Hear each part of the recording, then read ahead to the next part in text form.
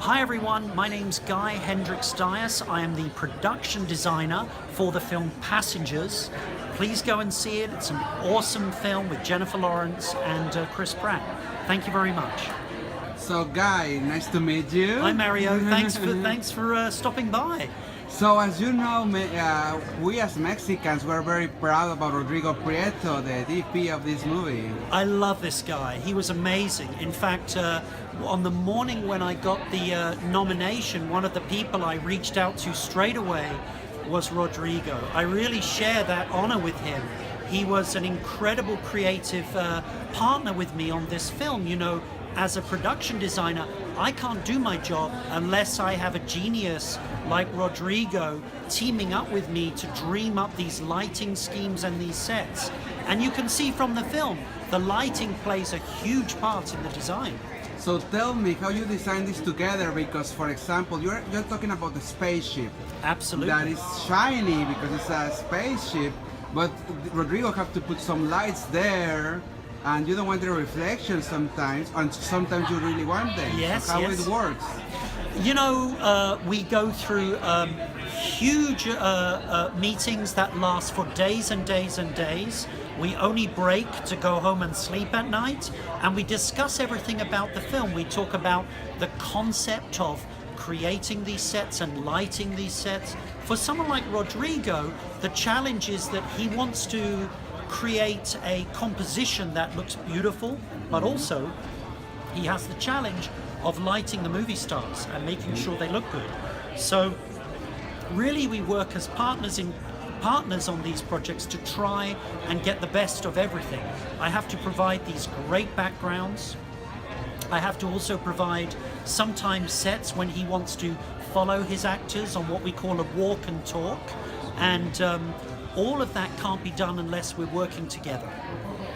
So creating a world, especially in this kind of movie, is very important for the actors to Yes. feel that they're really there. Yes, yes. So tell me about the reaction of the actors when Jennifer and Chris went there for the first time. How were their reaction?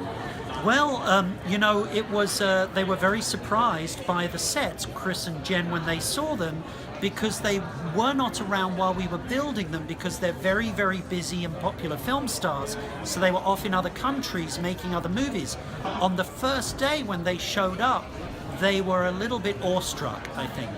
And I got a call to the set about 2 weeks into the shoot, and I was very worried. I thought, what have I done? Am I in trouble? And it was really because Chris wanted to meet me and talk about the sets because he was so blown away with them. So that was a real honor to have that kind of response. So tell me about when you read the script, what speaks to you? Because we are used to hear about the actors with the script and they see themselves portraying the character, but we don't hear so often like people like the designer or the photographer or the musician. They read the script and they see it through their own art, and they have also to make an interpretation about it. Yeah. So what of the script speaks to you when you read it? I was very excited about this script from the first few pages. It was very well written by John Spates, our screenwriter, and it was a unique script. There were no guns, there were no monsters, and yet it was a space film set on an enormous spaceship with just 2 or 3 characters. This was already very unusual. So in many ways, the spaceship became one of the characters. So for me as a designer, this was something I could really get my teeth into and design something that perhaps we hadn't seen before. So, do you have movies that you relate or you make research in order to do this one? most of my research came from the natural world. I look at nature a lot when I'm designing. However, there is one film that the director and I were hugely inspired when it came to designing the bar that Michael Sheen is in.